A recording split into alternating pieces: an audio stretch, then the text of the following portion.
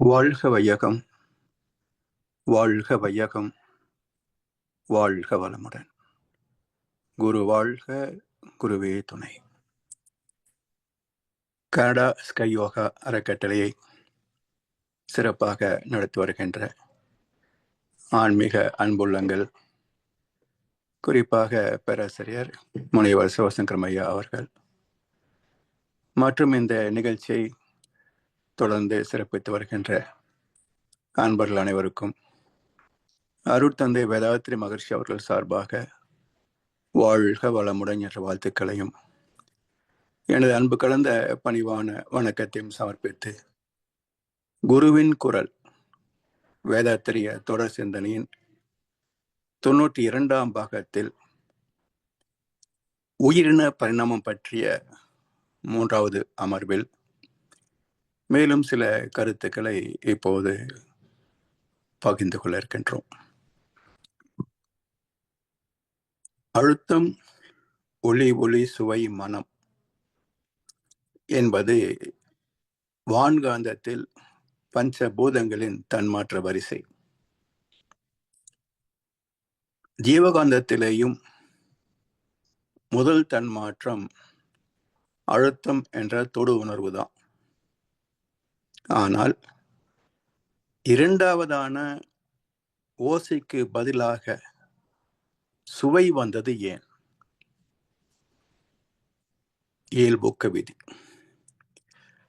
அதாவது தாவரத்திலிருந்து வந்த புழு உணவாக பருப்பை சாப்பிட்டு வளர்ந்ததால் உயிர்தான் வாழ்வுக்கு அடிப்படை என்பதனால் சுவை புலன் இரண்டாவதாக அமைந்திருக்கிறது. அடுத்து எறும்பும் பூச்சிகளும் வாசனை மூலம் உணர்வை தேடுவதால் மூன்றாவதான வெளிச்சம் வருவதற்கு பதிலாக ஜீவன்களிலே மனம் வந்தது. நான்காவதாக பார்வையும், ஐந்தாவதாக ஓசையும் உணரவல்ல புலன்கள் அமைந்த ஊர்வனவாகவும் பறவைகளும் விலங்குகளுமாக பரிணமித்தன. ஐம்பூதங்களில் தன்மாத்திரைகளாக வருகின்ற காந்தலைகளே ஜீவ இனங்களில் தேவைகளை ஒட்டி இயல்பூக்க விதிப்படி வரிசை மாறி வந்திருக்கின்றன. இப்படி ஒவ்வொரு ஜீவனிலும் இறையாற்றல் அதன் உடல் பாதுகாப்புக்கும் பராமரிப்புக்கும் இனவிருத்திக்கும் உள்ள குறைபாடுகளை நீக்கி அடைந்த மாற்றமே ஒரு கட்டத்தில் மனித குரங்காகி பின் மனிதனானது. ஐந்தறிவு வரை உள்ள ஜீவராசிகளுக்கு பாதுகாப்பு, பராமரிப்பு, இனவிருத்தி என்ற மூன்றோடு அவற்றின் தேவைகளும் வாழ்க்கையும் நிறைவு பெற்றுவிடும். ஆனால் விலங்கினத்திலிருந்து வித்தெடுத்து வந்த மனித இனம் இந்த மூன்றோடு நிறைவு பெற்று விடுவதில்லை. பாதுகாப்பு, பராமரிப்பு, இனவிருத்தி என்ற மூன்றோடு நிறைவு பெறுவது இல்லை. மனிதன் வந்தான் என்றால் குரங்கிலிருந்து பிறந்தவன் மனிதன் என்பது விஞ்ஞானம் சொன்ன உண்மை.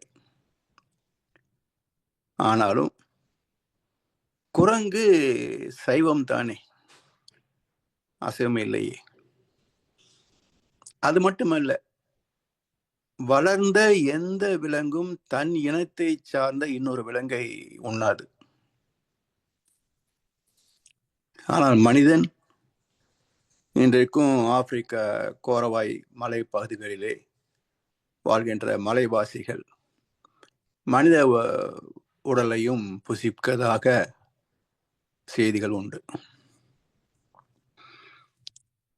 மற்ற இடங்களில் மனிதர்கள் சக மனிதனின் உடலை உண்ணவில்லை என்றாலும் கொலை செய்வதும், மற்றவர்களின் சுதந்திரம், உரிமை, பொருள், உணர்வுகள் இவற்றை பறிப்பதும், என்ற வகையில இதுவும் ஒரு வகையில் அசைவம்தான். இன்னொரு மனிதனை உண்ணுகின்ற மாற்று வழி என்று சொல்லலாம். இப்போ இந்த உயிரின தன்மாற்றத்திலே வேடிக்கையான ஒரு கேள்வி உண்டு. கோழி முதலில் வந்ததா, முட்டை முதலில் வந்ததா என்ற ஒரு கேள்வி உண்டு. இலங்கை ஜெயராஜா அவர்கள் இந்த கேள்விக்கு பதில் சொன்ன 1 லட்சம் ரூபாய் தருகிறேன் என்று ஒரு நிகழ்ச்சியில பேசும்போது சொல்லியிருக்கிறார். கோழி வந்தது என்று சொன்னால் முட்டை இல்லாம கோழி வருமான்னு கேட்பாங்க. முட்டை வந்தது என்று சொன்னால் கோழி இல்லாம முட்டை எப்படி வந்ததுன்னு கேட்பாங்க. சரி, ஒரு வகை பறவை, இன்னொரு வகை பறவை, ஒன்று ஆண் ஒன்று பெண். இவை இரண்டும் இணைந்தால் ஒரு புதிய வகை வரும் தானே. அதுதானே தாவரங்களிலிருந்து கிராஸ் பிரீடிங் டெக்னாலஜி, அயல் மகர்ந்த சேர்க்கை. அதுதான் இங்கே எல்லா இனங்களிலும் விருத்தியாவதற்கு காரணமே ஒன்று இன்னொன்றோடு மாறுபட்ட நிலையில இணைகின்ற போது ஒரு புதிய ஒரு இனம் உருவாகும். அந்த வகையிலே 2 வகை பறவைகள் இணைந்த போது வந்த ஒரு முட்டை. அதை வழக்கம் போல பெண் பறவை அடை காக்கும். அந்த முட்டையிலிருந்து வெளிவந்த ஒரு பறவைக்கு நாம் கோழி என்று பெயர் வைத்தோம். கவிஞர் கண்ணதாசன் வேடிக்கை ஒரு பாட்டுல சொல்வார், கண்மணி பாப்பா, கோழி பிறந்தது முட்டையில் தான் என்று சொன்னது தப்பா என்று ஒரு வேடிக்கையான ஒரு நகைச்சுவை பாடலை குறிப்பிட்டிருப்பார். அப்ப அதுல என்ன அர்த்தம்? சொன்னது தப்பானா சரிதானேன்னு அர்த்தம் தானே அதுல. எனவே 2 இணைந்தால் புதிய ஒரு ஜீவன் வரும் என்பது தாவரங்களிலேயே பிறந்த ஒரு டெக்னாலஜி, ஒரு நுட்பம். அதன் விளைவாகத்தான் பல்வகை ஜீவராசிகள் தோன்றிக் கொண்டே இருக்கின்றன. இன்றைக்கு கிட்டத்தட்ட 82 லட்சம் வெரைட்டிஸ் சொல்றாங்க. அதுல ஒரே ஒரு இனம்தான் மனிதன். இப்ப மனிதனிலேயும் ஒரு குடும்பத்தில் பிறந்த ஆண், இன்னொரு குடும்பத்தில் பிறந்த பெண், இல்லறத்தில் புதிய ஒரு ஜீவன் குழந்தையாக உருவாகிறது. இதுவும் கிராஸ் பிரீடிங் தான், அயல் மகர்ந்த சேர்க்கை. இன்னொரு வீட்டின் பெண் ஆண். இதை பைபிளில் ஓல்டு டெஸ்டமெண்ட் முதல் அத்தியாயத்திலே அற்புதமான சில கருத்துக்கள் உண்டு. துவக்கத்திலேயே 5ஆம் நாள் தேவன் பல்வேறு ஜீவராசிகள் உருவாகவும் அவை தம்மில் தாமே ஜீவன்களை உருவாக்கி கொண்டு சுகித்திருக்கவும் கடவது என்று ஆசீர்வதித்தார். அதாவது 2 வேறு இனங்கள் சேர்ந்து ஒரு புதிய இனம் வரும். அப்படி ஆண் பெண் வந்த பிறகு இவற்றுக்குள்ளேயே இதே இனத்தை சார்ந்த ஒரு சந்ததி உருவாக்கி கொள்ள முடியும். அப்போ பல்வேறு ஜீவராசிகள் உருவாகவும், இது கிராஸ் பிரீடிங், தம்மில் தாமே ஜீவன்களை உருவாக்கி கொண்டு சுகித்திருக்கவும் கடவது. ஒரு இனம் அந்த இனத்துக்குள்ளேயே ஆண் பெண்ணோடு இணைந்து அதே ஒரு ஜீவனை உருவாக்கி கொள்ளலாம். இது இயற்கை நீதி என்று பைபிள்ல சொல்லப்படுகிறது. எனவே முட்டை தான் முதலில் வந்தது. கரு இல்லாமல், முட்டை இல்லாமல் ஒரு ஜீவன் பிறக்காது. வேடிக்கையான கேள்விதான் என்றாலும் கூட நோக்கம் உயிரின தன்மாற்றத்தை பற்றிய ஒரு வரலாற்று உண்மை.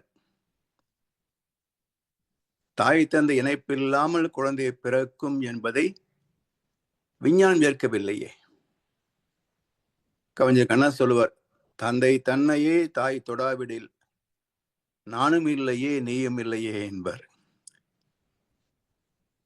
சாமிஜி கூட வேடிக்கை சொல்லுவாங்க, ஆன்மீகத்தில் பிரம்மச்சரியம் என்றாங்களே,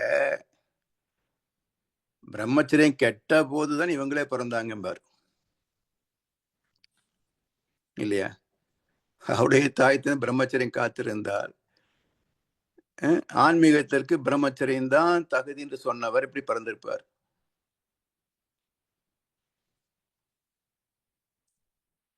எனவே குரங்கும் இன்னொரு வகையான விலங்கும் இணைந்ததனால் தோன்றியதுதான் மனித குரங்கு. அதனுடைய வளர்ச்சி, தொடர்ந்து வந்த வளர்ச்சி தான் மனித இனமாக மேன்மை பெற்றது. இது எப்படி நாம் புரிந்து கொள்ளலாம் என்றால், இந்த யாழி என்ற விலங்கு ஒரு என்ன சொல்ற விதி விலக்கு. தன் இனத்தை சார்ந்த வளர்ந்த விலங்கையே கொன்று சாப்பிட்டு விடும். அதனால்தான் விஞ்ஞானத்திற்கு இந்த ஃபாசல் ரெக்கார்ட் சொல்லுவாங்களே, மரபு பதிவுகள், அப்படி எதுவுமே கிடைக்கல. ஏன்னா இந்த யாழி தன் இனத்தை தானே கொன்று புசித்து பல காலமாகிவிட்டது. ஒரு 400-500 ஆண்டுகளுக்கு முன்பு வந்த விஞ்ஞானத்திற்கு அந்த எலும்பு கூட கிடைக்காது. அதனால் அது குரங்கிலிருந்து மனிதன் பிறந்தான் என்று நிறுத்தி கொண்டது. ஆனா அதே விஞ்ஞானம் என்ன சொல்லுதுங்க, ஸ்பெர்ம் ஓவம் சேர்ந்தா தானே புரோஜனி, இல்லையா? எனவே குரங்கும் சேர்ந்தா குரங்கு தான் பிறக்கும், மனுஷன் பிறக்க முடியாது. அது மட்டும் இல்லை, நம்மிடத்தில் அசைவம் உண்ணக்கூடிய ஒரு பழக்கம் இன்றைக்கும் விடாமல் தொடர்வதற்கு காரணம் அந்த யாழினுடைய பதிவுகள் தான்.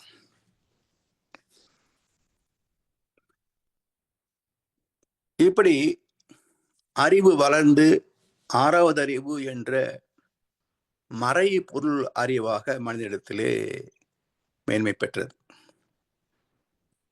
அதே பைபிள் ஓல்டு டெஸ்டமென்ட்ல சொல்லுவாங்க, 6ஆம் நாள் தேவன் தன்னை போல சாயல் உள்ள ஒன்றை படைக்க விரும்பி அவ்வாறே படைத்து அவனுக்கு ஆதாம் என்று பெயரிட்டு அழைத்தார்.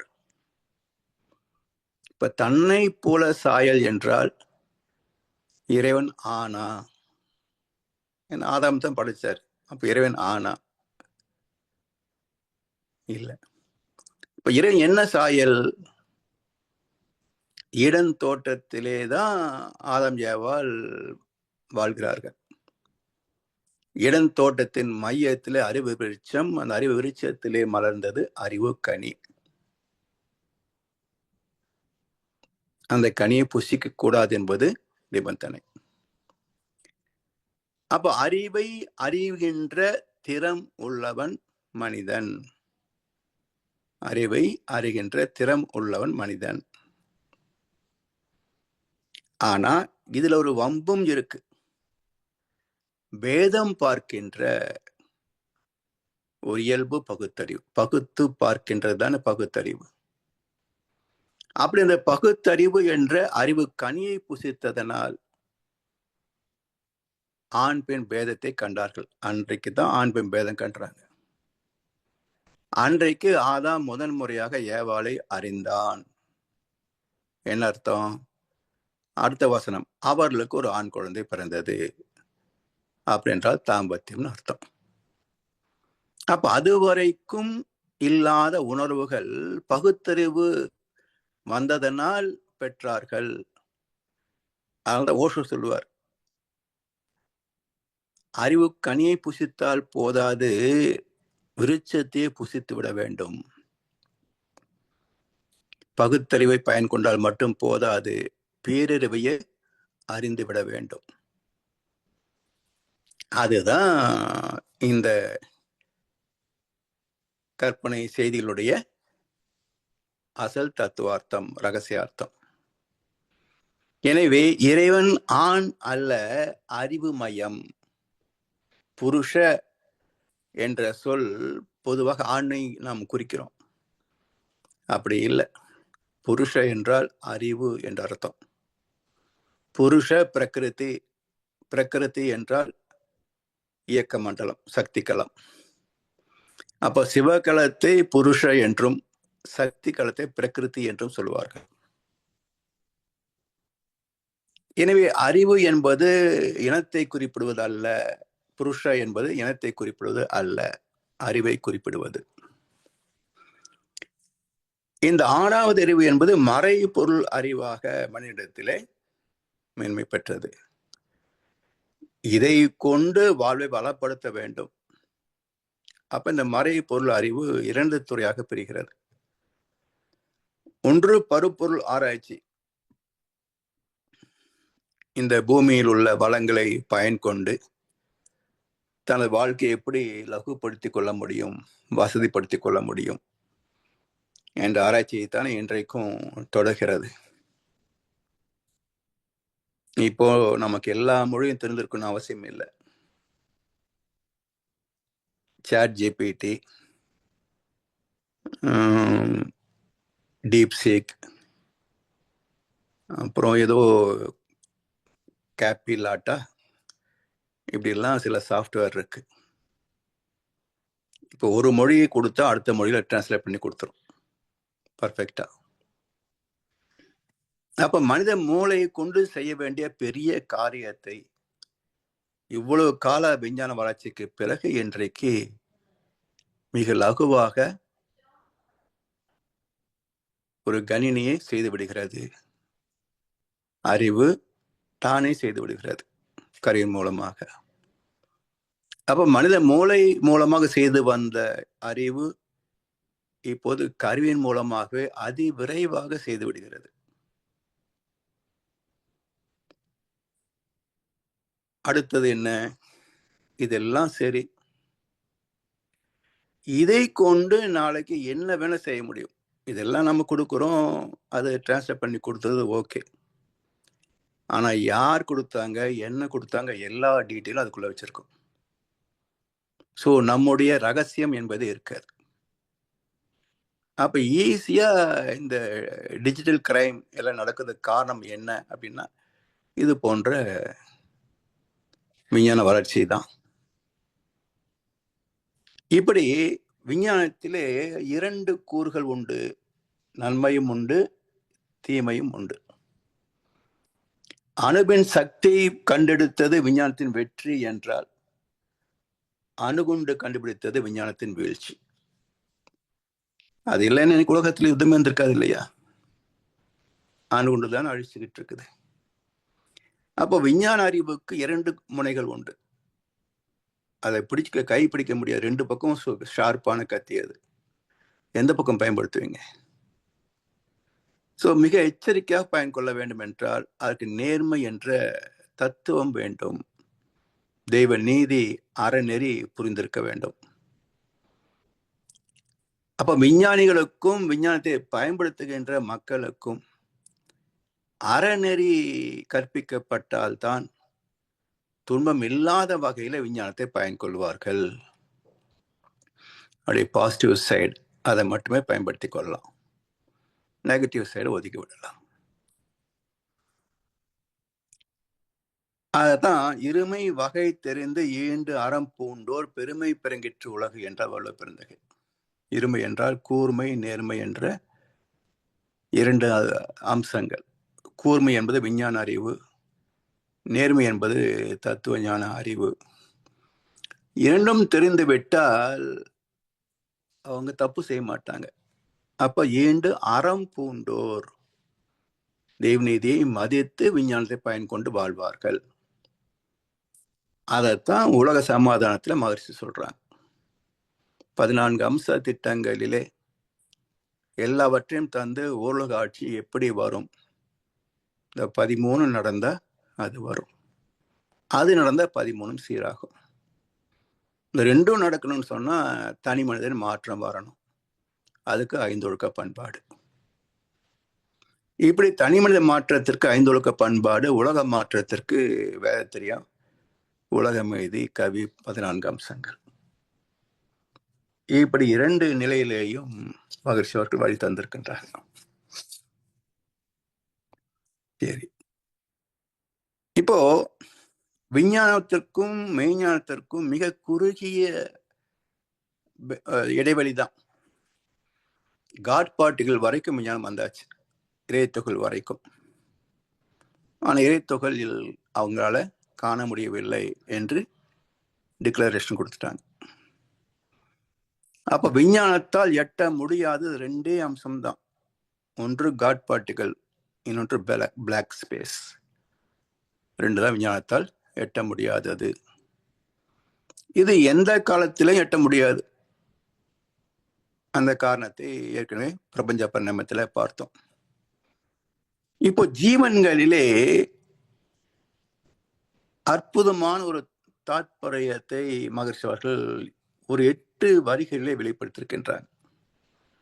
எதை ஜீவன் என்று இலக்கணப்படுத்தலாம் என்றால் 8 அம்சங்கள் எங்கே இருக்கின்றனவோ அதை ஜீவன் என்று வகைப்படுத்தலாம். சரி, இப்போ ஜீவன் எங்கெல்லாம் வாழ முடியும்? நெருப்பிலே வாழ முடியாது. விண்ணுக்குள்ளாக ஜீவன் தோன்ற முடியாது. அப்ப விண், காற்று, நெருப்பு, நீர், நிலம் என்ற பஞ்ச பூதங்களில் விண்ணும் நெருப்பும் வாழ்வதற்கு இயலாதது.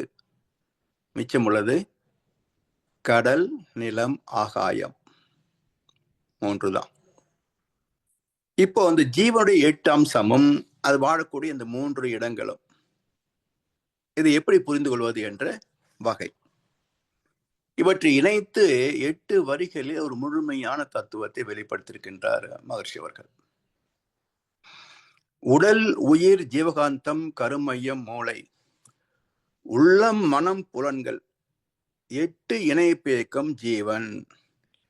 கடல், நிலம், ஆகாயம் 3 வாழ் உயிர்களுக்கு கணக்கெடுத்த 8 ஒன்றும் இயங்கவில்லை என்றால், 8 1 இயங்கவில்லை என்றாலும் விடல் வேண்டும் ஜீவன் என்ற பெயரை. பின் அதற்கு வேறு பெயர் சடப்பொருள் என்று உரைத்திடுதல் நீதி. மடல் விரிந்த பூவெனவே மறந்த மதி கொண்டு மண்ணுலகில் வாழ்வோர்க மயக்கம் நீங்கி வாழ்க. இதெல்லாம் ஞான கவிகள். சாதாரண அறிவுக்கு இப்படியெல்லாம் எழுதவே முடியாதுங்க. ஒவ்வொரு வார்த்தையும் பொருள் செறிந்த சொல். இப்ப என்னன்னு பாருங்க. இது நுண் உயிரிலே தொடங்குவதை விட நம்மிலே தொடங்குவது புரிதலுக்கு எளிமையாக இருக்கும். ஏன்னா நம்முடைய உடல் நமக்கு தெரிந்ததுதான். இதை கொண்டே நம்ம தெரிந்து கொள்ளாத ஒரு தத்துவத்தை புரிந்து கொள்வது எளிதாக இருக்கும். So known to the unknown என்று சொல்வார்கள் இல்லையா? அதுபோல் தெரிந்த ஒன்றில் இருந்து தெரியாத ஒன்றுக்கு பயணிக்கலாம். அப்படி தெரிந்த ஒன்றாகிய இந்த உடலை முதல்ல எடுத்து பார்க்கின்ற போது இந்த 8 அம்சங்கள் நம்ம இடத்துல எப்படி இருக்குன்னு பாருங்க. முதலாவது உடல், பருவுடல். உறுப்புகளால் எத்தனை உறுப்புகள்? சரி, அத்தனை உறுப்புகளும் எதனால் ஆனது? 7 தாதுக்கள். எல்லாம் சேர்ந்தது எல்லாவற்றாலும் கூட அவற்றில் சிலது சேர்ந்தது. அந்த 7 தாதுக்கள் எதனால் ஆனது? செல் ஸ்ட்ரக்சர், திசுக்களால் ஆனது. திசுக்கள் எதனால் ஆனது? நுண்ணிய உயிர் துகள்கள், எனர்ஜி பார்ட்டிகள். இந்த உயிர் துகள் எதனால் ஆனது? ஜீவாந்த துகள்களின் சேர்க்கை. இப்ப நம்ம உடலுக்குள்ளாக என்னெல்லாம் இருக்குங்க? உடல், உயிர், ஜீவகாந்தம், 3 ஆச்சா? கருமையம், கரு மையம். அப்ப மையத்தில் அமைந்த கருப்பொருள். கருன்னா மூலம். இந்த உடல் எப்படி வந்தது? அதுக்கு கரு எங்க? கரு பையிலிருந்து வந்ததுதான்.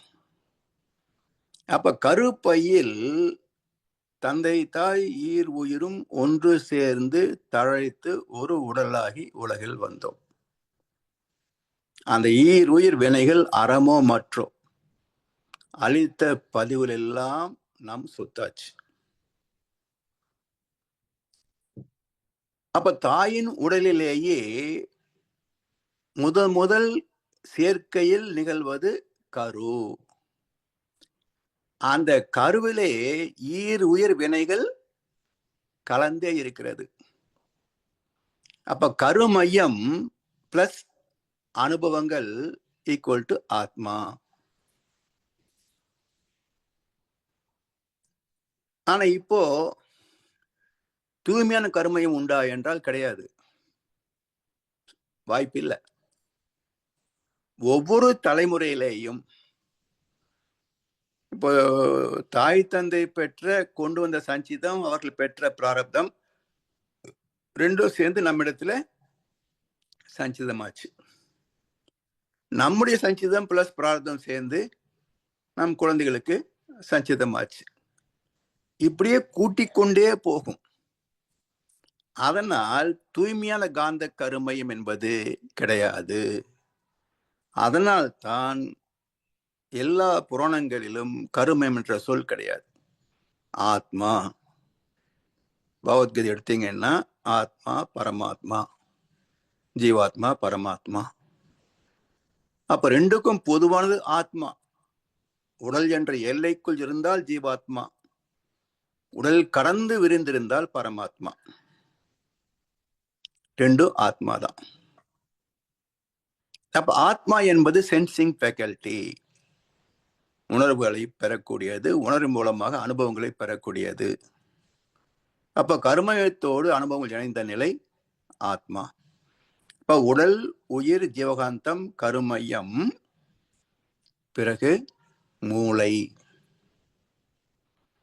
இப்ப மூளை வழியாகத்தான் உள்ள ரெக்கார்ட்ஸ் போக முடியும். பதிவு என்பதே மூளை வழியாகத்தான் உள்ள போக முடியும். தாயின் கருப்பையில் வளர்ந்த போது தாயின் மூளை வழியாகவே குழந்தைக்கும் பதிவுகள் போகும் என்பதை 2 புராண கதைகள்ல சொல்லியிருக்கிறாங்க. ஒன்று அபிமன்யு, இன்னொன்று பிரகலாதன். 2லையும் கர்ப்பத்தில் இருக்கின்ற போதே பாடங்கள் கற்பிக்கப்பட்டன. அந்த பாடத்தை பிறவி குணமாகவே அது எடுத்துக்கொண்டதனால் பிரசவம் ஆன பிறகு எந்த சூழ்நிலையிலையும் அதை மறந்து போகவில்லை, அதை விட்டு விலகவில்லை. அப்போ நம்முடைய கல்வி என்பது பள்ளியில் தொடங்கவில்லை, தாயின் கருப்பறை பையிலேயே தொடங்கிவிட்டது. கல்வி அறை கருவறையிலேயே தொடங்கிவிட்டது. அப்ப மூளை, தாயின் மூளையை கொண்டு பதிந்து கொண்டது. பிறந்த பிறகு 3 வயது வரைக்கும் பதிவுகள் கிடையாது. ஏன்? மூளை செல்கள் முழுமையாக கட்டி முடிப்பதற்கு 3 ஆண்டுகள் ஆகும். பிறந்த குழந்தைக்கு உச்சியை தொட்டு பார்த்தீங்கன்னா மையத்துல லேசா குழிவு இருக்கும், அந்த மண்டையோடு கட்டியிருக்காது. அதனால அந்த மூளை செல் கட்டி முடிக்கின்ற போதும் மண்டையோடு முழுமையாக நிறைவு பெறும். அதெல்லாம் ஸ்திரமான பதிவுகள். அதாவது நம்ம பேசுறத பேசும். 1 வயசு குழந்தை, 1.5 வயசு குழந்தை எல்லாம் பேசுது இல்லையா? அது நம்முடைய உதர அசைவுகளை பார்த்து பேசுவதை தவிர புரிந்து செய்வது அல்ல. புரிதலுக்கு மூளை பயன்பாட்டுக்கு வரணும். அப்ப 3 வயதுக்கு பிறகுதான் அது புரிந்து கொள்கிறது. அந்த 3 வருஷம் கேப். அப்ப என்ன சொல்றாங்க? குழந்தையும் தெய்வமும் குணத்தால் ஒன்று, குற்றங்களை மறந்துவிடும் மனத்தால் ஒன்று. வளர்ச்சி பெறுகின்ற போது ஆசைகள் அதை ஆக்கிரமிக்கின்ற 13, 14 வயது வந்த பிறகு நெஞ்சில் மயக்கம் வந்தது. அங்கு வாழ்ந்திருந்த தெய்வம் கொஞ்சம் விலகி சென்றது. சிக்கல மாட்டிக்கிறோம். எனவே மனிதன் தெய்வீகத்தோடு வாழ வேண்டும் என்பதை இயற்கையை நமக்கு எடுத்து காட்டிய ஒரு பருவம் 3 வயது வரைக்கும் உள்ள குழந்தை பருவம். அது வரைக்கும் இந்த குழந்தையும் தெய்வம் ஒண்ணு. அதுக்கப்புறம் குழந்தையும் குட்டி பிசாசும் ஒண்ணு.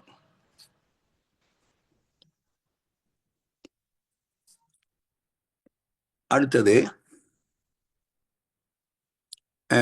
உடல், உயிர், ஜீவாந்தம், கருமையம், மூளை, உள்ளம், மனம், புலன்கள்.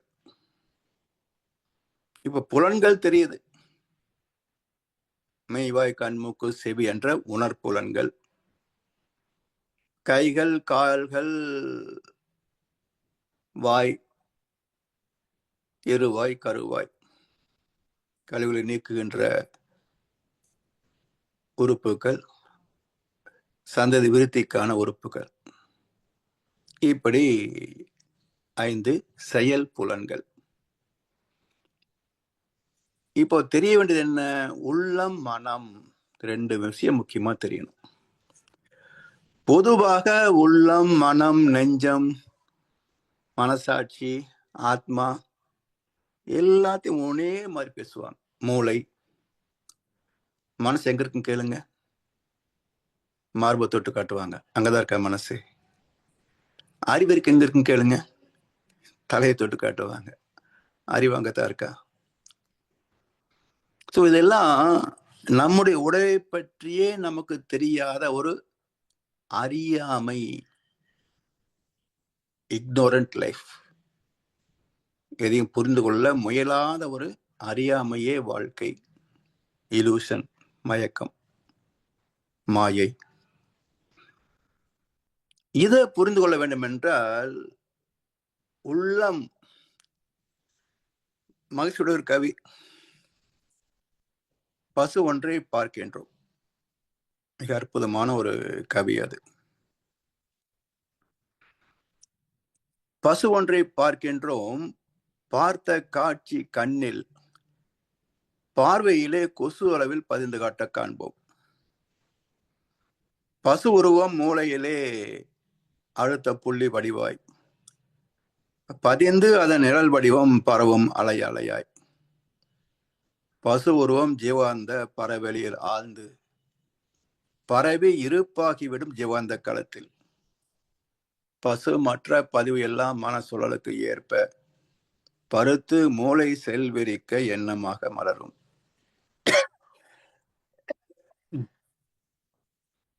ஒரு பசுவை பார்க்கிறோம், 8 அடி நீளம், 5 அடி உயரம், ஏதோ ஒரு நிறம். அந்த காட்சி நம்முடைய கண் எவ்வளவு சைஸ் இருக்குங்க? 8 அடி 5 அடியா இருக்கு. இதற்குள் எப்படி பார்க்க முடிகிறது என்றால் அந்த தூரம் சரியா இருக்கணும், குறைந்தபட்ச தூரம் இருக்கணும். நீங்க திரையரங்குல இங்கெல்லாம் தியேட்டர்ஸ் இருக்கு, 50-60 சீட்டு தான் இருக்கும். பெரிய தியேட்டர் 130 சீட்டு தான் பெரிய தியேட்டர். அந்த ஸ்கிரீன்ல இருந்து ஒரு 10 அடிக்குள்ளேயே முதல் வரிசை சேர் போட்டிருப்பாங்க. நீங்க அங்க உட்கார்ந்தீங்கன்னா முழு ஸ்கிரீன் பார்க்க முடியாது, அப்படி இருக்கும். அப்ப தூரத்தில் உட்கார்ந்தா தான் ஃபுல் ஸ்கிரீன் கம்ஃபர்டபுளா பார்க்க முடியும். இல்லை என்றால் யானையை பார்த்த குருடனை போல எங்க தொட்டு பார்த்தோம் அதை மட்டும் தெரியுதுன்பாங்க இல்லையா? அது மாதிரி கண் எங்கே நிலைக்கிறதோ அந்த பகுதி மட்டும்தான் தெரியும்.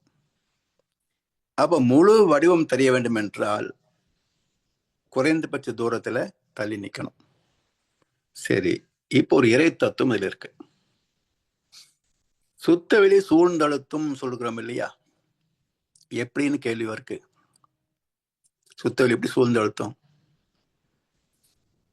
என்றால், இப்ப பசு 8x5 40 ஸ்கொயர் ஃபீட், அந்த வடிவத்திலிருந்து வரக்கூடிய அலைகள் அதே நேரத்தில் வந்ததுன்னா நாம் பார்க்க முடியாது. முழு பசு முழு தோற்றம் என்பதை பார்க்கவே முடியாது. அப்ப என்ன செய்யுதுங்க?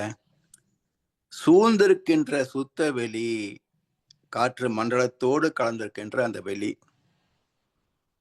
பசுவிலிருந்து வெளிப்படுகின்ற அலைகளை சூழ்ந்து அழுத்துகிறது. அப்ப பசுவிலிருந்து புறப்படுகின்ற அலைகள் அப்படியே குவிந்து கொண்டே வந்து ஒரு கூம்பு போல கண்ணிலே விழிகளிலே தெரிகின்ற போது கொஞ்சம் பருமனாக இருக்கும். பருமன்னா அந்த கூம்புடைய நுண் முனை இருக்குல்ல, அதுக்கு முன்னாடி இருந்தா எப்படி இருக்கும், அது போல. இந்த அளவு வந்து கொசு அளவில், அளவு கொசு வடிவம் பசுதான்.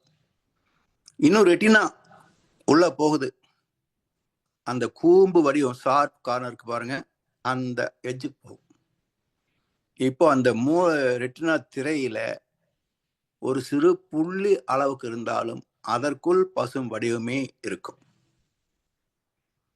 இது மூளை உணர்ந்து விட்டு ஜீவாந்த களத்தோடு அதை கலப்புறோம். அப்ப உடல் முழுவதும் அந்த பதிவோடு சேர்ந்த ஜீவாந்த சுழற்சி சுழன்று கொண்டே போய் கருமையத்திலே போய் அந்த பதிவை இருப்பாக்கிவிடும். ஏன்னா இயல்பாக ஓடுகின்ற ஜீவாந்த களத்துல இப்போ ஒரு தூசு விழுந்த மாதிரி எக்ஸ்டர்னல் பாடி, இன்னைக்கு எந்த ஒன்று ஒரு சுழற்சியில விழுந்தாலும் அது மையத்துல போய் சேர்ந்துரும். இது பௌதிக விதி. இப்போ உள்ளே போகுது பாருங்க, உள்ளே போகின்ற காந்தலைகள் உள் கூட்டல் அம். அம் என்றால் காந்தாற்றல். உள்ளே போகின்ற காந்த ஆற்றல் உள் கூட்டல் அம் உள்ளம். உள்ளே போன பிறகு என்னது, அது பதிந்த ஆத்மாவாக மாறுகிறது. சரி, இப்போ ஈர்ப்பு ஆற்றல் உள்ள போயிடுச்சு, அங்கே நிக்குமா? உள்ளே போனது ரிப்பல்சிவ், வெளியே வரணும். அப்ப அந்த வெளியே வருவது தேவை, பழக்கம், சூழ்நிலை, பிறர் மன தூண்டுதல், கருவமைப்பு, தெய்வீகம், இவற்றுக்கு ஏற்ப அந்த அலைகள் வெளியே வரும். வெளியே வருகின்ற போது அதுக்கு மனம் என்று பெயர். ஏன்? மண் கூட்டல் அம், மனம். இங்கே உள்ளே போகின்ற போது உள் கூட்டல் அம், உள்ளம். வெளியே வருகின்ற போது மண் கூட்டல் அம், மனம். ஏன் என்றால் இதுதான் நம்முடைய தராதரத்தை நிச்சயிக்கும். உள்ளே என்ன வேணா போலாம், ஆனா வெளியே வரும்போது எண்ணி துணிக சென்சார் பண்ணணும். மூளையில சென்சார் பண்ணணும். போகும்போது சென்சார் கிடையாதுங்க, ஆனா வரும்போது சென்சார் உண்டு. எதை வெளியே விடணும், எதை பேசணும், எதை செய்யணும், மூளை சென்சார் பண்ணும். எதை நாம் வெளியே பேசுகிறோமோ, நல்லது பேசினா ஒரு நல்ல மனுஷருங்க, எப்போ ஒரு வாயிலிருந்து நல்ல வார்த்தைகளே வரும். அவனா வாயை திறந்த ஒரு கெட்ட வார்த்தையா வரும்பா, மனுஷனாவன். அப்ப இவருக்குள்ள இல்லையா நல்லவருக்குள்ள? நல்லவருக்கும் தெரியும், போலீஸ்காரனுக்கு எப்படி எல்லாம் திருடுறதுன்னு தெரியும், ஆனா திருட மாட்டார் இல்லையா? அது மாதிரி இதுல ரெண்டும் இருக்கும். ஆனால் எது நல்லதோ அதை மட்டும் சீர்தூக்கி பார்க்க வேண்டும். அதுதான் நம்முடைய தராதரத்தை நிச்சயிக்கும் என்பதனால் மனம் இதன் மனிதன். மன கூட்டல் அம், மனம். அந்த மனம் பக்குவத்தோடு வெளிப்படுகின்ற போது மனம் இதன் மனிதன், நல்ல மனிதன், கெட்ட மனிதன் தரம் பிரிக்கும். மனசாட்சி என்பது என்ன? அதே ஆத்மாவுக்கு மனசாட்சி என்று பேரு. ஏன்னா நாம் செய்கின்ற எல்லாவற்றையும் அது இருப்பு வைத்துக் கொண்டு சாட்சியாக இருக்கிறது. நாம இல்ல உண்டு அப்படி இப்படி எல்லாம் எப்படி வேணா பேசலாம், ஆனா உண்மை ஒன்றுதானே, அது மனசாட்சிக்கு தெரியும். இன்னொன்னு நெஞ்சம் என்று பெயர்.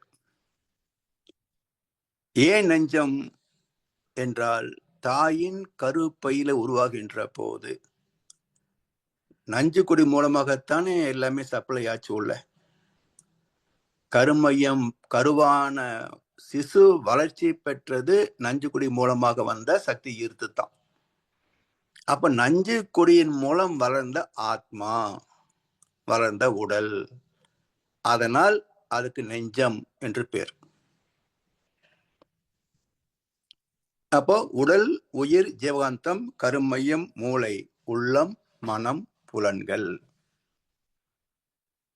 இப்ப மூளை இல்லாம இது உள்ள போகாது. நாம தூங்கும் போது மூளையினுடைய அந்த லோப்ஸ் சொல்லக்கூடிய மேல் மூளை தூங்குமே தவிர, அந்த முகுலம் சொல்றோம் இல்லையா, சொல்லுவாங்க லிம்பிக், ஹைபோதலமஸ், மெல்லுலார், இந்த உறுப்புகள் எல்லாம் ஒரு அரை மயக்கத்தில் இருக்கும், தூங்காது. அப்போ இந்த மேல் மூளையிலிருந்து கசியக்கூடிய எண்ணங்கள் கனவுகளாக வெளிப்படும். அப்போ தூங்கும் போது கூட இந்த முகுலம் மட்டும் வேலை செய்து அட்டானமஸ் நர்வஸ் சிஸ்டத்துல செய்துகிட்டு இருக்கும், உடல் பாதுகாப்புக்காக செயல்படும். அதனால புத்தி, சித்தம், அகங்காரம் என்று மூன்றாக குறிப்பிடுவாங்க. புத்தி என்பது புறமனம், எதையும் சிந்திக்காமல் வருவது அப்படியே என்ன சொல்றதுங்க, சென்சார் இல்லாம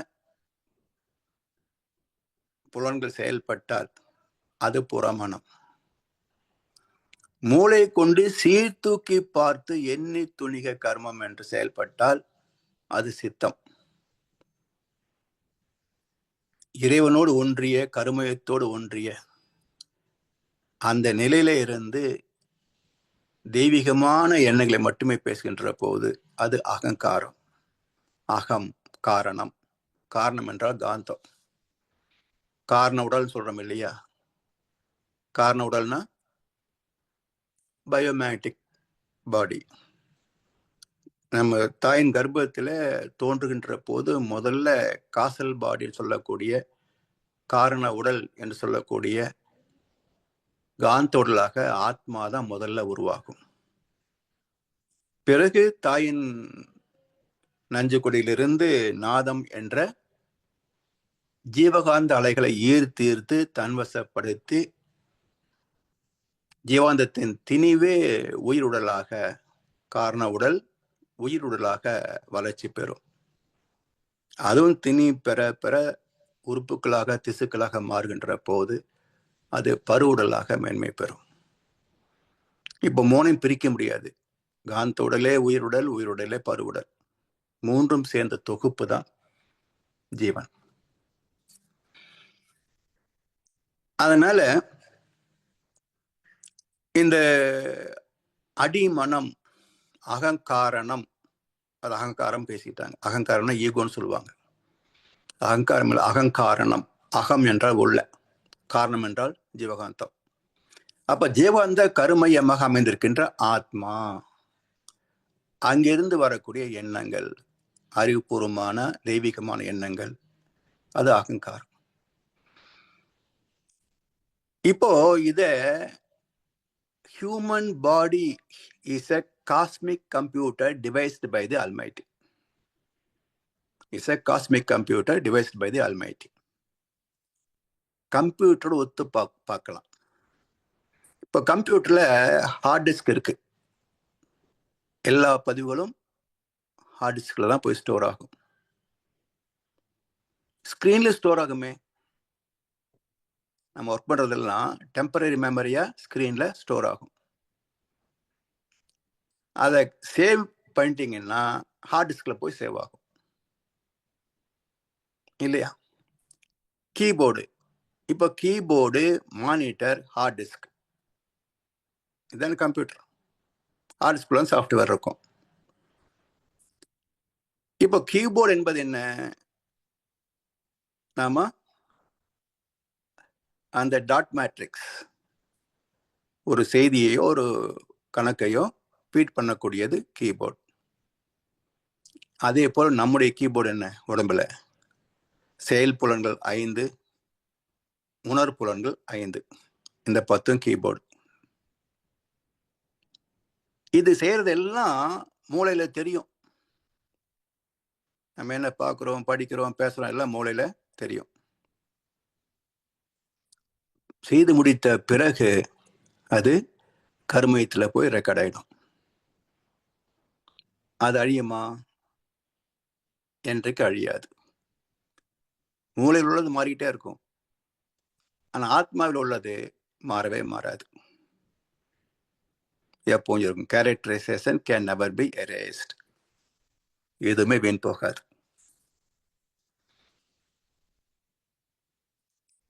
இப்போ இதுக்கும் இந்த கம்ப்யூட்டருக்கும் என்ன வித்தியாசம் அப்படின்னு பாத்தீங்கன்னா, அதுல சுவிட்ச் இருக்கு, ஆன் பண்ணா தான் வேலை செய்யும். கரண்ட் இல்லைன்னு வேலை செய்யாது. நம்ம கம்ப்யூட்டர்ல நோ சுவிட்ச், no UPS, no power cut. ரெண்டாவது, இங்கே ஜிபி டிபி ஸ்டோரேஜ் கெப்பாசிட்டி உண்டு. நம்மளது இன்ஃபினிட் கெப்பாசிட்டி ஸ்டோரேஜ். அடுத்தது, இங்க வைரஸ் வந்தா எல்லா ஃபைலும் கொலாப்ஸ் ஆயிரும். நம்ம ஆத்மாவுக்கு வைரஸ் வரவே வராது. அப்படி ஒரு வைரஸ் வந்தா பரவாயில்ல, எல்லா பதிவுகளும் அழிச்சிடலாம். ஆனா அப்படி ஒரு வைரஸ் வராது உள்ள. சரி, இப்போ no UPS, no on off சுவிட்ச், no virus, no limits, nonstop. But cleaning is a must. இங்கேயும் ரெஃப்ரெஷ் பண்ணணும், அப்பப்போ ரெஃப்ரெஷ் பண்ணணும். இங்கேயும் அகத்தாய்வு பண்ணணும். Brain is the best coding decoding system in the universe. கம்ப்யூட்டர்ல கோடிங் டீகோடிங் இருக்குல்ல, நாம் டைப் பண்ணும்போது கோடிங் என்ன ஃபைல் இருக்குன்னு பார்த்தீங்கன்னா டீகோடிங். அதே போல புலன்கள் வழியாக நாம் எந்த அனுபவத்தை பெறுகிறோமோ அதெல்லாம் உள்ளே போகின்ற போது கோடிங். ஏன்னா எதை நாம தொடர்பு கொண்டாலும் 4 டைமென்ஷன் தான். Time, distance, volume, force, 4 dimension. இது மூளையில போய் இது சுருங்கி கோடிங் ஆகி இந்த 4 நுண்மையான அலைகளிலே போய் நெருங்கி பதியணும். அப்ப டிஸ்டன்ஸ் இருக்காது, டைம் அது இல்லை. ஆனா மினிமம் 140 சொல்லிக்கிறோம். இப்படி அது சுருங்கி உள்ள போய் பதியணும். பதிந்து மேல மனமாக வருகின்ற போது மூளையில மோதுதில்லை, மீண்டும் அது 4 டைமென்ஷன்ல பிரிக்கும். அப்ப எண்ணுதல் என்ற சொல், எண்ணுதல்னா கவுண்டிங் தானே, மேத்தமெட்டிக்ஸ். கணக்கு போடுங்க, மேத்தமெட்டிக்ஸ். அந்த கணக்கு எண்ணுதல் என்ற செயலே எண்ணம் என்ற பெயர் சொல்லாகிறது. அப்ப டீகோடு ஆனா அது எண்ணம். அப்போ மனம் பிறக்கின்ற இடம் ஆத்மா, பயணிக்கின்ற இடம் உடல் முழுவதும் சுழன்று ஓடுகின்ற ஜீவாந்த களம். அது புலன்களையும் மோதும், மூளையிலேயும் மோதும். புலன்களிலே மோதியது புலன்களை தயார்படுத்தும், மூளையில மோதியது ஆராய்ச்சிக்கு உட்படுத்தும். மூளை ஓகே ரைட் அப்படின்னா உடனே புலன்கள் வேலை செய்ய ஆரம்பிச்சிடும். இது எல்லாமே ஸ்டெப் பை ஸ்டெப் இல்லை, இன்ஸ்டன்ட் ஃபங்க்ஷனிங். ஃப்ராக்ஷன் ஆஃப் செகண்டுக்குள்ள எல்லாமே நடந்துடும். அந்த அளவுக்கு கோஆர்டினேஷன். டைம் ஃபேக்டர் மிக குறுகிய நேரம். நம்ம கடிகார கணக்கெல்லாம் ஒத்து வராது. இந்த மில்லி செகண்ட், நான் மைக்ரோ செகண்ட் சொல்றோமே, அந்த கணக்குக்கு வேணா பொருந்தும். இப்படி நம்முடைய உடல், உயிர், மனம்,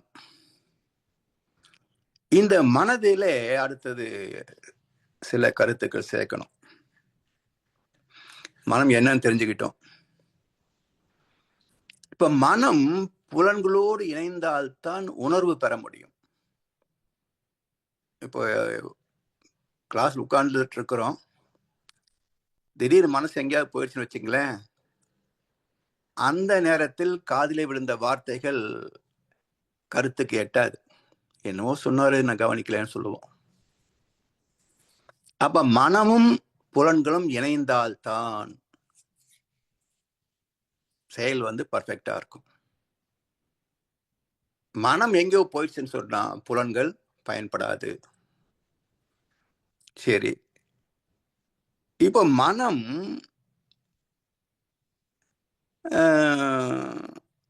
என்ன வேகத்துல செயல்படுது அப்படின்னா 40 to 40 சைக்கிள்ஸ் பர் செகண்ட். ஏன்னா எல்லா அனுபவங்களும் நுண்ணுயிர் முதற்கொண்டு உணர்ச்சி வயப்பட்ட கொலைகாரன் வரைக்கும் எத்தனை அலை வேகங்களிலே பதிய முடியும் என்றால் 14 to 40 வரைக்கும் 27 அலைகளிலே. காரணம் ஏற்கனவே சென்ற வகுப்புகளில் பார்த்துட்டோம். விண்ணே உயிராக மாறியதற்கு, வான்காந்தமே ஜீவாந்தம் மாறியதற்கு 3 காரணிகள் பார்த்தோம். நட்சத்திர தொகுதியில் 27 நவக்கோள்கள், பூமியின் பஞ்சபூத சேர்க்கைன்னு பார்த்தோம். அந்த 27 நட்சத்திரங்களை பொறுத்து தான் நமக்குள்ளாக மனம் 27 அலை நிலைகளாக அமைந்திருக்கிறது. அப்ப 14 to 40 அனுபவங்கள் பதியும். அதனால் அதுக்கு பீட்டா ஃப்ரீக்வன்சி என்று விஞ்ஞானம் பெயர் வைத்திருக்கிறது. இதை கடந்து ஒடுங்குகின்ற போது 14க்கு கீழே 13 முதல் 8 வரைக்கும் இது தூய்மையான ஜீவாந்த களம், அதாவது பரமாத்மா நிலை. உணரும், ஆனா பதிவு போகாது. இது பரமாத்மா நிலை. 7 முதல் 4 இது விண் சக்தி களம், பிரபஞ்ச நிலை. 3 முதல் 1 இது இறைத்துகள் நிலை, 0 இறைநிலை. அப்ப நமக்குள்ளாகவே சுத்தவெளியும் உண்டு, இறைத்துகள் களமும் உண்டு, விண்கலம் உண்டு, ஜீவாந்த களம் உண்டு, அனுபவங்களோடு கலந்த கேரக்டரைஸ்டு பயோமேக்னெட்டிக் ஃபீல்டு காந்த களமும் உண்டு. அப்ப பீட்டா, ஆல்பா, தீட்டா, டெல்டா 0.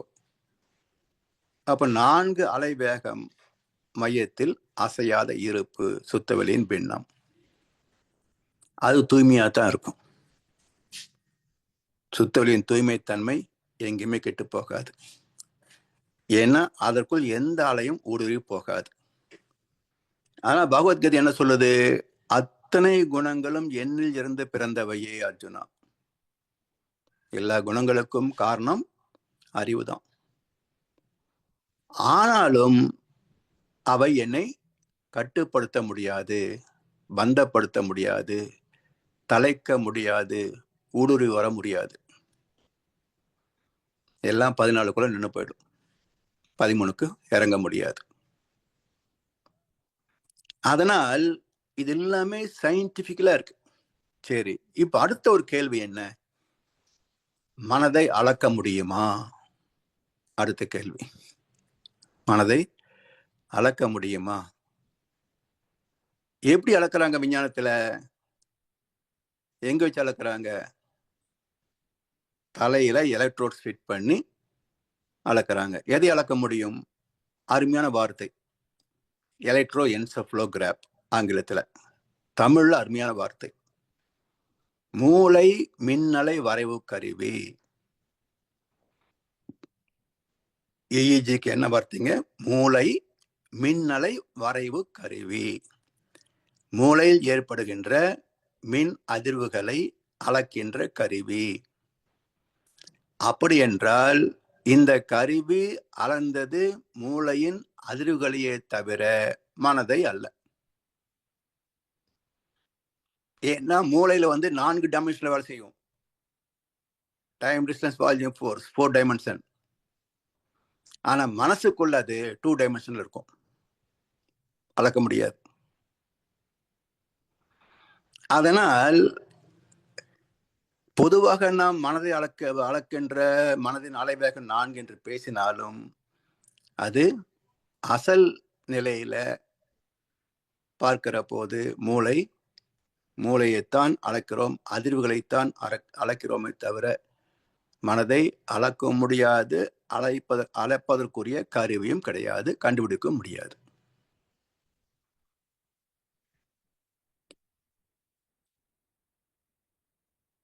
அடுத்தது,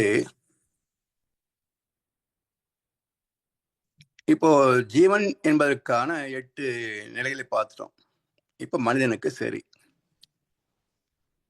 இதே போல மற்ற ஜீவன்களை உண்டா அப்படின்னு ஆராய்ச்சி பண்ணி பாருங்க. விலங்குகளுக்கு ஓரளவுக்கு ஒத்துக்கலாம். விலங்குகளை மனசு உண்டான்னு ஒரு கேள்வி வரும் இல்லையா? விலங்குகளுக்கு மனசு உண்டான்னு அந்த கேள்வி வருகின்ற போது இப்ப அடுத்த கேள்வி கேட்கணும், மனம் என்றால் என்ன? அனுபவங்கள் பார்த்துட்டோம். அனுபவம் என்றால் என்ன? கடந்த கால என்ஜாய்மெண்ட், நாம் துய்த்தது பதிந்து விட்டால் அதுக்கு எக்ஸ்பீரியன்ஸ், அனுபவம் பேர். துய்க்கின்ற போது என்ஜாய் யுவர் மீல், என்ஜாய்மெண்ட். அப்ப துய்ப்பு முடிந்த போது பதிவு, அனுபவம்.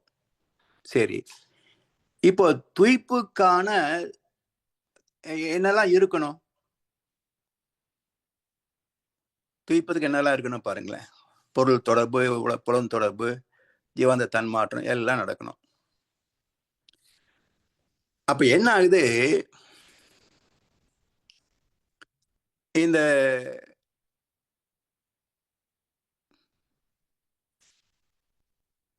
எட்டு அம்சங்கள் சேர்ந்து ஜீவனாக இயங்குது இல்லையா? அதுல இந்த அனுபவங்கள் எல்லாம் உள்ளே பதிகின்ற போது என்ஜாய்மெண்ட், அதை உணர்கின்ற திறம் விலங்குகளே இருக்கும். இதை பிரிச்சு பார்க்கணும் இல்லையா? அப்ப மனம் என்பது என்ன என்றால் 3 அம்சங்கள் இணைந்த தொகுப்புக்கு மனதின் முதல் கூறு. கக்னிஷன், டிஸ்கிரிமினேஷன் அண்ட் என்ஜாய்மெண்ட், இதுதான் அடிப்படை கூறு. இப்போ நீங்க தாவரங்கள் எடுத்துக்கொள்ளுங்க. ஒரு வயல்ல ஒரு வகையான தாவரத்தை விதைக்கிறோம், அரிசி, நல்ல மகசூல். அடுத்த சாகுபடிக்கு அரிசி போடுறோம். இப்போ போன சாகுபடி அளவுக்கு விளைச்சல் இருக்குமான்னு சொன்னா கொஞ்சம் குறைஞ்சிருக்கும். அடுத்த சாகுபடி இன்னும் குறையும். சரி, மாற்று பயிர், அதே நேரத்துல சோளம் போட்டீங்கன்னா மகசூல் ஆப்டிமம் லெவல் வந்துடும். அப்படி என்றால் ஏன் தொடர்ந்து பயிர் செய்கின்ற போது விளைச்சல் குறைகிறது என்றால், இந்த விதை தனக்கு என்ன வேண்டும் என்பதை நிலத்துள்ள சத்துக்களை உணர்ந்து அதிலே தனக்கு வேண்டியதை மட்டும் வயப்படுத்திக் கொள்கிறது, அப்சர்வ் பண்ணிக்குது. அப்படி என்றால் மண்ணில் எல்லா சத்தும் இருக்குது, தனக்கு என்ன வேண்டும் என்பதை அடையாளம் காண்கிறது, மற்றவற்றிலிருந்து அது பிரித்து எடுக்கிறது, அதை கொண்டு தன்னை வளர்த்துக் கொள்கிறது. அப்ப கக்னிஷன், டிஸ்கிரிமினேஷன், என்ஜாய்மெண்ட் 3 தாவரத்துல இருக்குது. எல்லா ஜீவன்லையும் வரும், விட்டு போகாது. சரி, நுண்ணுயிர்ல இருக்குதா? மைக்ரோ பாக்டீரியா என்றால் அங்கேயும் பஞ்சபோத சேர்க்கை, வெயில் அடிக்குது, காற்று அடிக்குது, அப்போ இந்த உரசல் ஏற்படுகின்ற போது ஒரு சுகம், ஒரு என்ஜாய்மெண்ட். காற்று தென்றலாக இருக்கிற போதும் ஒரு உணர்வை பெறுகிறது, கொஞ்சம் வேகமா அடிக்கிற போதும் உணர்வை பெறுகிறது. இப்ப எதை விரும்புகிறது? இப்ப காத்து பலம் அடிச்சா நமக்கு பிடிக்குதா? அப்படியே சில்லுன்னு ஒரு தென்றல் காற்று வந்தா என்ன சங்கமா, என்ன சுகமா இருக்கு காத்து, சொல்றோம் இல்லையா? அப்போ தனக்கு ஏற்புடையது, ஏற்பு இல்லாதது என்று பிரிக்கிறது.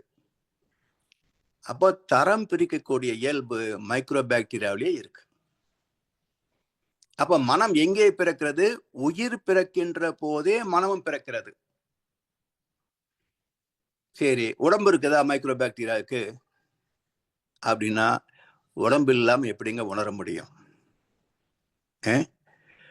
எறும்பு தோலை உரித்து பார்க்க யானை வந்ததில்ல, என் இதயத்தோலை உரித்து பார்க்க ஞானம் வந்ததா என்றார் கண்ணதாசன். எறும்பு தோலை உரிச்சு பார்த்தா யானை எப்படி வரும்? என்ன அர்த்தம்? இரண்டும் அணுக்களின் கூட்டே, உயிர் துகள்களின் கூட்டே, எண்ணிக்கை மட்டுமே பேதம், தரம் பேதம். அதுபோல அந்த நுண் உயிரிலேயும் அந்த நுண் புள்ளிக்குள்ளாக அதற்கென்று கருமையம் உண்டு, மனசு உண்டு, உணரக்கூடிய புலன் உண்டு, ஜீவாந்தம் உண்டு, உயிர் உண்டு, அதற்கென்று ஒரு ஷேப் உடல் உண்டு. ஆனா என்ன அர்த்தம்? இதெல்லாம் சப்மிசிவ் கேரக்டர்ஸ். நுண் புலனாக ஒடுங்கிய நிலையிலே அது உணர்கின்ற தரத்தோடு இருக்கும். அதனாலதான் முதலே சொன்னேன், from known to the unknown. நம்ம உடம்பு வச்சு பார்த்தா ஈஸியா புரிஞ்சுக்கலாம். அது அப்படியே பின்னோக்கு 5 அறிவு, 4 அறிவு, 3 அறிவு, 2 அறிவு, 1 அறிவுன்னு போற போது அப்படியே நுணுகி நுணுகி நுணுகி போனீங்க அப்படின்னா அதே நுண் உயிரிலேயும் இதே 8 அம்சங்கள் இருக்கு. அதனால்தான் அது உணர்கிறது. அந்த உணர்ந்த அனுபவத்தை அது தன்னிலே பதிந்ததனால்தான் அடுத்தது அமீபாவாக டெவலப் ஆச்சு, பல்வகை நுண்ணுயிர்களாக வந்து பிறகு தாவரங்கள் ஆச்சு. இதெல்லாம் எப்படி புரிஞ்சுக்கிறது? கடல், நிலம், ஆகாயம் மூன்றில் வாழ் உயிர்களுக்கு கணக்கெடுத்த 8ல் 1 இயங்கவில்லை என்றால் விடல் வேண்டும் ஜீவன் என்ற பெயரே அதற்கு. மனுஷன்தான் நேற்று வரைக்கும் எல்லா வேலையும் பண்ணிட்டு இருந்தான்தான் கோமால் படுத்து கிடக்குறான். உடம்பு இருக்குது, உயிர் இருக்குது, ஜீவாந்தம், கருமையம், மூளை, உள்ளம், மனம், புலன்கள் எல்லாம் இருக்குது. ஆனா கூப்பிட்டு பேச மாட்டேன்றான். அப்ப என்ன இல்ல? உணர்கின்ற திறம் அங்கே இல்ல. வோல்டேஜ் டிராப், வேலை செய்யாது. இப்ப ஜடம் தான் சொல்லுவோம். இப்ப நம்ம சொல்ல கேட்கலன்னா மனுஷனா ஜடமன் கேட்கிறோம் இல்லையா? அப்ப 8ல் 1 இயங்கவில்லை என்றால் அது ஜீவன் அல்ல, ஜடம். எப்படி புரிஞ்சுக்கிறது? மடல் விரிந்த பூவெனவே மறந்த மதி கொண்டு. சின்ன அரும்பா இருக்குது, பெரிய முட்டாகி மலர்கின்ற போது முழுமை. அப்ப மடல் விரிந்த பூ எனவே மறந்த மதி கொண்டு மண்ணுலகில் வாழ்வோர்கள் மயக்கம் நீங்கி வாழ்க. என்ன மயக்கம்? கடவுள் என்ன இப்படி படைச்சிட்டான்ப்பா, நான் நல்லா உருண்டு கும்பிட்டா அடுத்த ஜென்மத்தை நல்லா படைப்பான்ப்பா, அதுக்காக இப்ப கொஞ்சம் லஞ்சம் கொடுக்குறேன்ப்பா உண்டியில போய் காசு போட்டு. எப்படி படைச்சான் மனுஷனை? இறைவன் நேரடியாக படைக்கவில்லை. புல்லாகி பூடாகி, அவையார் பாடினாங்களே, இல்ல சிவபுராணத்துல வருமே, அது மாதிரி எல்லாம் உயிர்களாக வந்ததுதான். அதாவது புல் போல் விதையின்றி முளைப்பது, பூண்டு போல், வாழை போல் ஒன்றிலிருந்து ஒன்றாக, அதிலிருந்து அதிராக வருவது, மற்ற ஜீவன்களைப் போல வித்து வழியாக ஒன்றிலிருந்து ஒன்றாக பிறப்பது. அப்ப வித்தின்றி ஒன்று, ஒன்றுக்குள் ஒன்று, ஒன்றில் இருந்து ஒன்று, 3 வகை பிறப்பு. இப்படிலாம் வந்ததுதான் உயிரினத்துடைய வளர்ச்சி. உள்ள கருத்துக்களை மற்றும் அடுத்த வகுப்பிலே சிந்திப்போம் என்று சொல்லி வாய்ப்பளித்தனருக்கு நன்றி பாராட்டி இந்த உரையை நிறைவு செய்கின்றோம். வாழ்க வளமுடன், வாழ்க வையகம். வாழ்க வளமுடன் ஐயா, மிக்க நன்றிகள். வாழ்க வளமுடன் ஐயா. வளமுடன் ஐயா, சிறப்பு ஐயா. ஆழமான கருத்துக்கள் சொல்லியிருக்கீங்க. நாங்கள் அதை மீண்டும் ஆழமாக திரும்ப திரும்ப கற்க வேண்டும். பல விடயங்கள் இருக்கின்றது. அன்பர்களுடைய கேள்வி பதிக்கு போவோம். ஐயாவிடம் கேள்வி கேட்க விரும்புபவர்கள், உங்கள் சந்தேகத்தை கேட்க விரும்புபவர்கள் கைகளை உயர்த்தி கேட்கலாம்.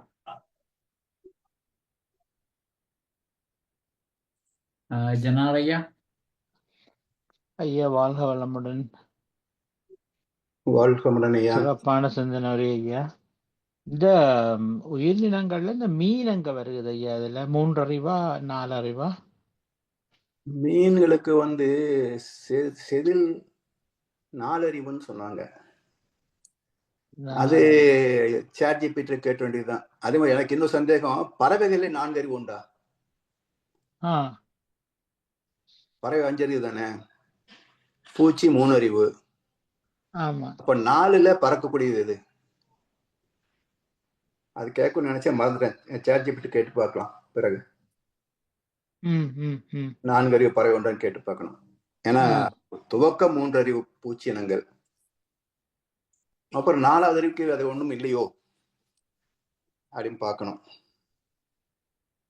ஆமா ஐயா. இந்த ஆடு மாடு அதுகள் எல்லாம் அந்த துன்ப உணர்வை அனுபவிக்கும், அதனால அதெல்லாம் சாப்பிட வேண்டாம்னு சொல்றாங்க. ஓகே, மீனை பற்றி ஒரு இடத்துல மட்டும் குறிப்பிட்ட மாதிரி இல்ல.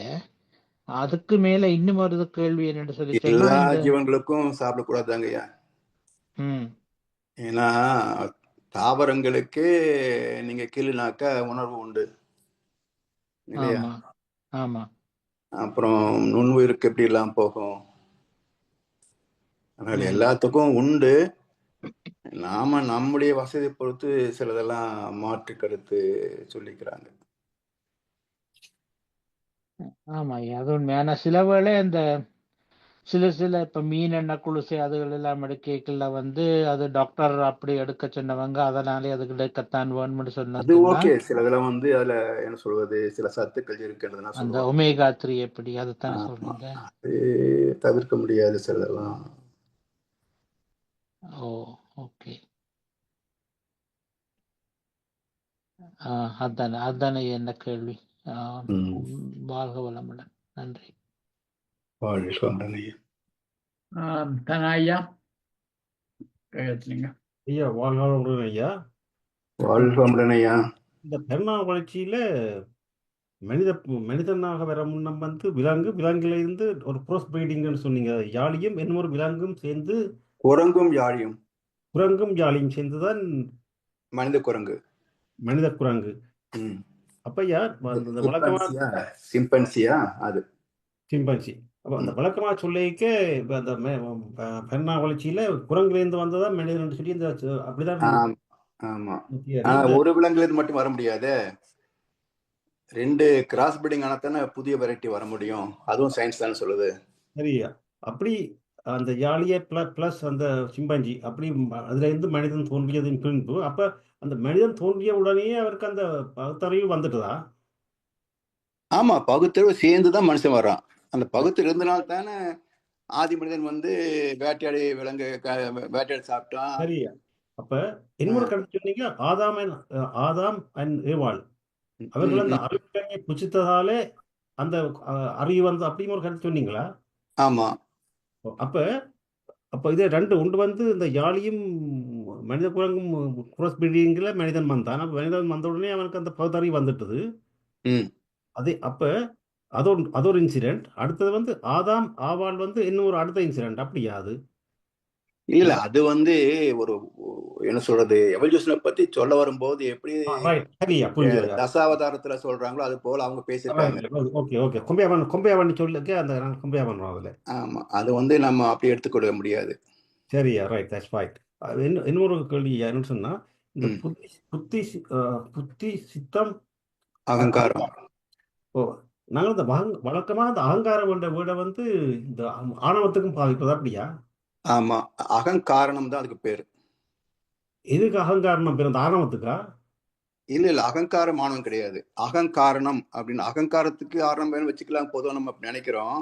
ஆமா, பட் இது வந்து அகங்காரம் அல்ல, அகங்காரணம் சொல்லணும். புத்தி சித்தம் அகங்காரணம். சரியா. ஆனா அந்த வார்த்தை நமக்கு பழக்கத்து இல்லைன்றதுனால அகங்காரம்ன்றாங்க. அப்ப அந்த அகங்காரணம் தான் சரியா காரணம் தான் சரியான வார்த்தை. காரணம்னா அது ஜீவகாந்தம். சரியா, ஓகே, வாழ்க்கை அவ்வளவுதான் ஐயா. வாழ்க வளமுடன். ஜனாரையா, நீங்கள் திரும்ப கையெழுத்துக்கிறீங்களோ? ஆமா ஆமா ஐயா, ஒரு குயிக் கேள்வி வேண்டி தனாயார கேட்ட சேர்ந்தது பரிணாம வளர்ச்சியில இப்ப கடவுள் வந்து மனிதனை படைத்ததுன்றது இல்லை. அப்ப மனிதன் வந்தது பரிணாம வளர்ச்சியில இருந்த மட்டும்தான். மனிதன் மட்டும்தான், படைத்தலே கிடையாது, பரிணாமம் தான் எல்லாமே. மனிதன் வந்தது அப்பா அம்மாவில இருந்துதான். ஓ, நன்றி ஐயா, நன்றி, தேங்க்யூ. வாழ்க வளமுடன். ஒரு கேள்வி ஐயா, யாழியும் குரங்கும் சேர்ந்து மனிதன் வந்தபோது யாழியிலையும் ஆறாவது அறிவில்லை, குரங்கிலையும் இல்லை. அது எவ்வாறு அந்த ஆறாவது அந்த லீப், அதாவது ஆறாவது அறிவுன்றது நீங்க தனியா வராதுங்க ஐயா. இப்போ நீங்க குரங்குகள் பண்ற சேஷ்டை பாருங்க. நான் வந்து இங்க திருமூர்த்தி ஹில்ஸ்னு இடம் இருக்கு, ஒரு சின்ன ஒரு மலைப்பகுதி. அங்க போயிருந்தது குரங்குகள், நிறைய குரங்குகள் எல்லாம் அங்க இருந்தது. எல்லாம் வேடிக்கை பார்த்து நின்று இருக்கிறோம். ஒரு பெண் குரங்கு சின்ன குட்டிய கையில வச்சிட்டு மடியில் வச்சிருக்கு. அது இந்த பக்கம் இன்னொரு குரங்கு உட்காந்துருக்கு வேடிக்கை பார்த்துட்டு. அந்த குட்டி குரங்கு அப்படி கையில பின்னு முத்தம் கொடுக்குது. நாம எப்படி குழந்தைகளை வந்து அப்படி கண்ணத்தை கிள்ளி முத்தம் கொடுப்போம் இல்லையா? அது போல இந்த குரங்கு அந்த குட்டியை அப்படி கண்ணத்தை இப்படின்ட்டு முத்தம் கொடுக்குது. இப்ப நாம கண்டுபிடிச்சோமா, குரங்கு கண்டுபிடிச்சதா? சோ ஆறறிவுங்கிறது 5 to 6 ஜம்பிங் கிடையாது. 5.001 5.1 5.2 அப்படி கிராஜுவல் டெவலப்மெண்ட். எவல்யூஷன் வந்து it's not step by step evolution, it is gradual evolution. அப்படியே ஒரு செடி மலை வளர்றது போல,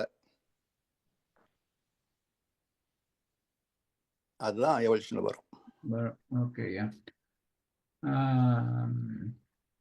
மற்றது ஐயா, அந்த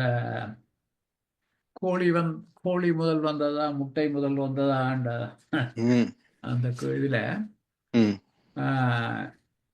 ஏற்கனவே 2 பறவைகள் இருந்த போது அந்த 2 வெவ்வேறு பறவைகள் சேர்ந்து முட்டை வந்து கோழி வந்தது. ஆமா, முட்டையிலிருந்து கோழி வந்தது. ஆனால் அந்த முதல் பறவை தோன்றுகின்ற போது, பறவைகள் இனத்துல முதலாவது பறவை இனம் தோன்றுகின்ற போது அங்கே அது முட்டையில இருந்திருக்க மாட்டாது தானே? இப்போ புழுக்களே முட்டையிட்டு வருது இல்லையா? எது முட்டை இடுது ஐயா? புழுக்கள். சின்னதா அப்படி முட்டை இடுது பாருங்க.